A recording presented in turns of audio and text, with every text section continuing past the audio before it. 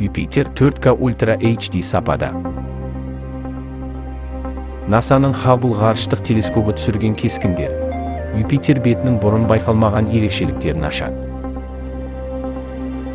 Жоғары ажыратымды карталар мен 4К Ультра HD форматты үйірілетін глобустар. Күн жүйесінің сыртқы планеталарын зерттеу бағдарламасы аясында жасалған. Бақылау, желдер, бұлттар, дауылдар және атмосфераның химиялық құрамы сияқты кең ауқымды сипаттамаларды қамтиды.